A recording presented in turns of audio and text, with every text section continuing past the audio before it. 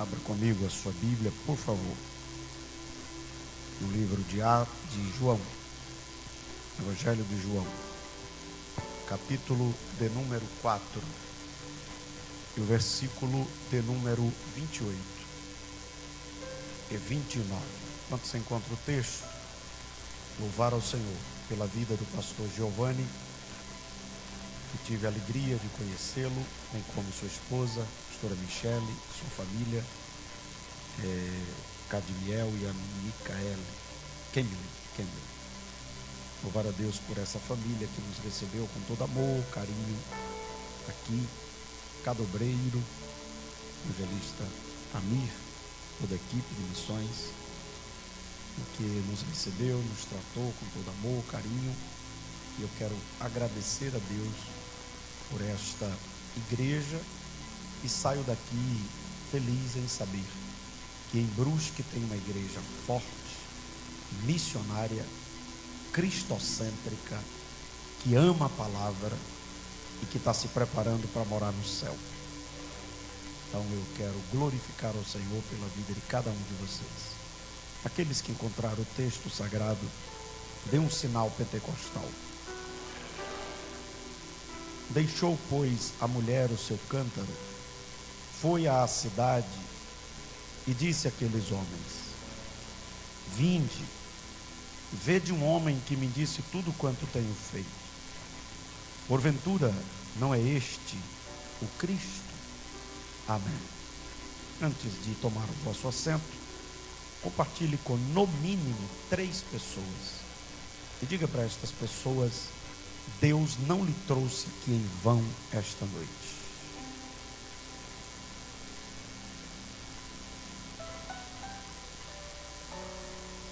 Podeis tomar o vosso assento. Meus amados,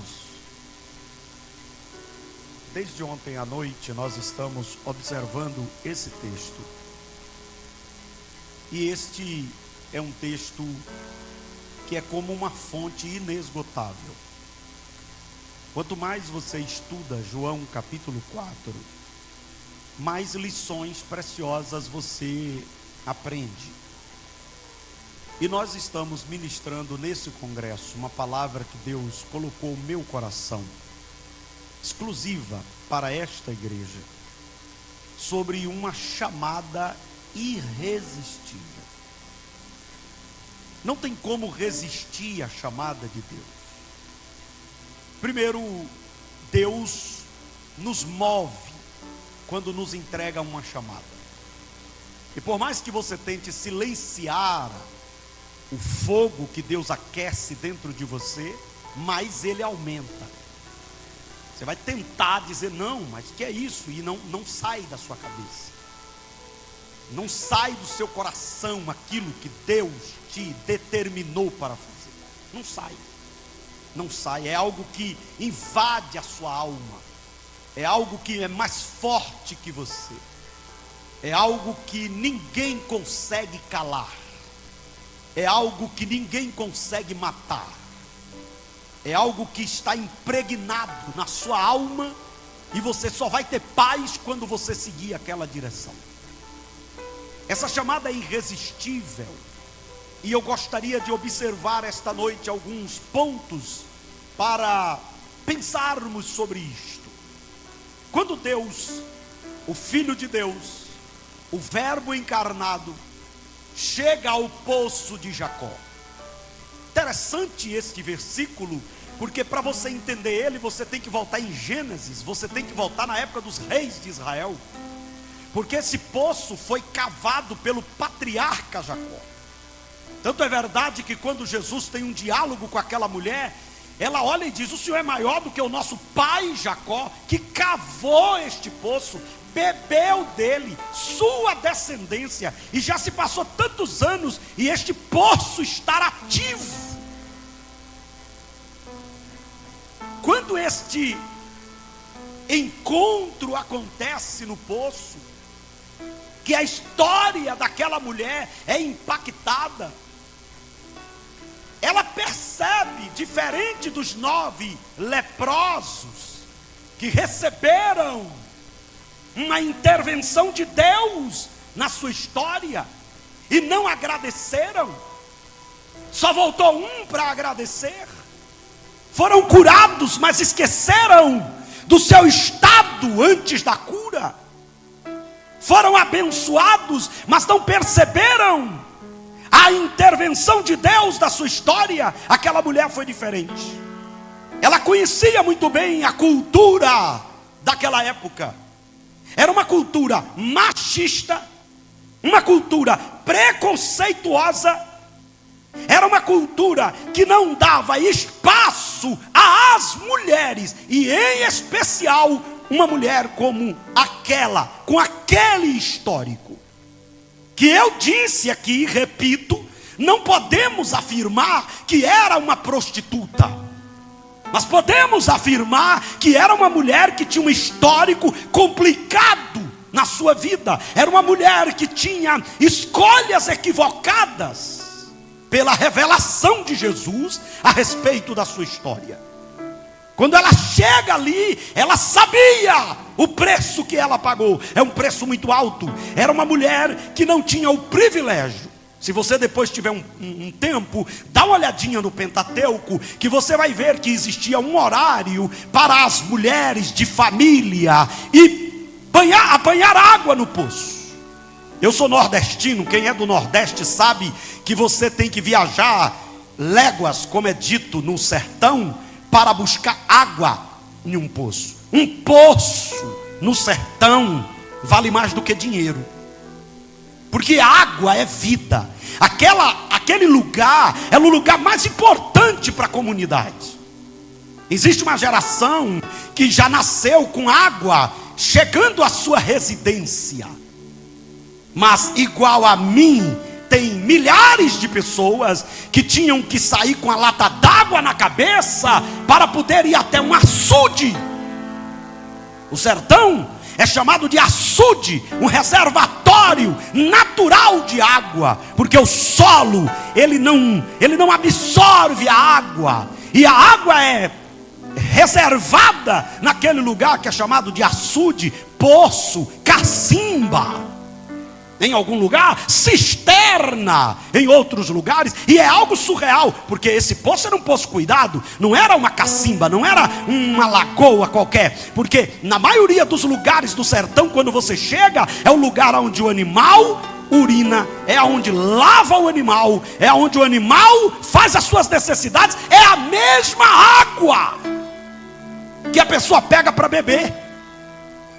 Quando eu saí do sertão, que eu voltei depois de muito tempo para visitar minha avó, e que eu vi a situação daquele açude para pegar aquela água, eu disse: não é impossível que alguém bebe uma água dessa, uma água esverdeada, uma água suja. O animal acabou de sair, alguém do outro lado dando um banho, lavando um animal, e você olha e diz: mas como é que as pessoas bebem essa água?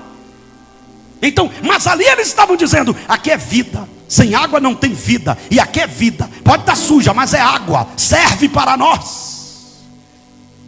Eu me lembro que quando a minha mãe, ela casou com meu pai, ela era do sul, e meu pai nordestino. Meu pai foi trabalhar na fazenda do meu avô, e lá minha mãe se apaixonou por ele e fugiu com ele. Ela tinha 15 anos de idade.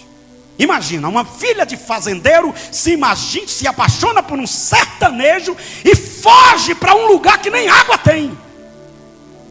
O amor é uma loucura, né, irmão? Glória a Deus. Tem gente que por amor faz cada coisa. E com 16 anos que ela tinha, eu nasci. E eu fiquei observando que ela nessa idade, 15, 16 anos, 15 anos, porque eu nasci, ela tinha 16, ela tinha que andar quilômetros para pegar uma lata e carregar outros quilômetros para poder chegar em casa. Depois de muito tempo, tem uns 10 anos, eu descobri por que a cabeça do profeta é amassada. Eu vim descobrir depois de muito tempo, porque eu achava que minha cabeça era diferenciada, porque você tem que aprender a valorizar o que Deus fez com você, porque ninguém tem uma cabeça igual a minha, glória a Deus. Então você, em vez de você ficar se martirizando, aí agradeça a Deus, você é único, é forma exclusiva. Deus deu aí um detalhezinho para só você ficar assim. Eu achava que foi quando a casa desabou por cima de mim. Eu morava no sertão, e sertão é o seguinte: não chove, mas quando chove, chove para valer. Não, quando chove, arrebenta com tudo. E choveu um dia, caiu uma casa, um muro caiu em cima da casa, e a casa desabou. Exatamente no quarto onde eu estava. Tiveram que cavar com uns picareta lá para poder me achar. E eu estava vivo. Quem Deus tem um propósito, pode cair casa, pode bater carro, pode cair na cisterna, pode dar piripaque, pode dar infarto, pode dar ataque cardíaco, pode dar AVC. Olha você aqui, cada um aqui tem um milagre de Deus. Você está aqui porque Deus tem um plano. Eu achava que era amassada por causa. Aí um dia no meu aniversário, minha mãe, eu dizendo: rapaz, que pancada aquela casa, né?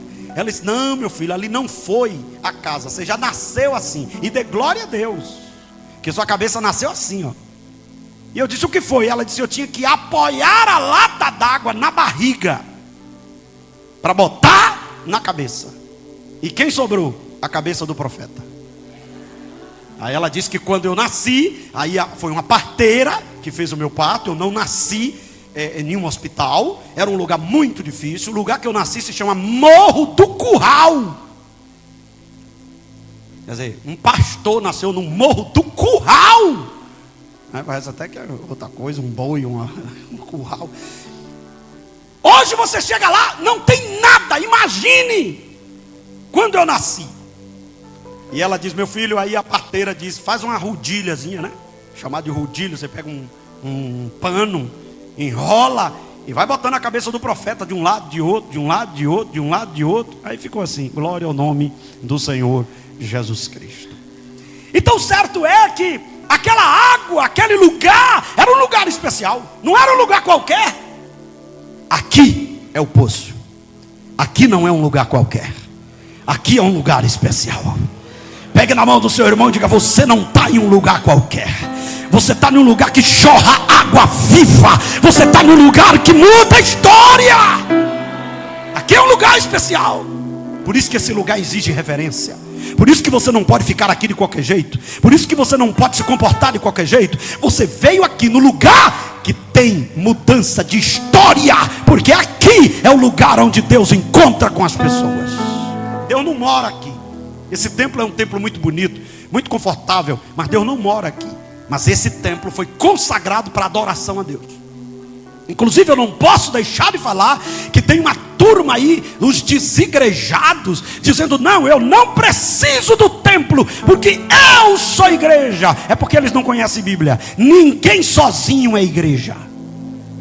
Na pandemia a gente viu uma nova onda, porque o diabo tem um jeito para tirar você da presença. E às vezes ele começa com um argumento falacioso: eu sou igreja. Não, você não é igreja. Isso aqui é minha mão, mas ela só é minha mão se ela estiver ligada no meu corpo. Isso aqui é meu pé, mas ele só é pé se estiver ligado no corpo. Se ele cortar, eu fico deficiente e ele morre. Você não é igreja. Você só é igreja no corpo. Você só é igreja ligado. Você só é igreja aqui. Comunhão.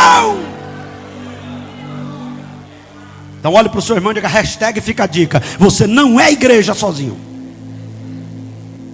Essa turma de desigrejado, na verdade, é uma turma de revoltado, é uma turma de insubmisso, é uma turma de frustrado, é uma turma que quer mudar a história. 90% das referências de igreja na Bíblia refere-se à igreja local e não à igreja universal. Comunidade dos santos, reunião. Por exemplo, temos aí centenas de irmãos assistindo pela internet. É maravilhoso, mas não é igual estar aqui. Não é igual estar aqui.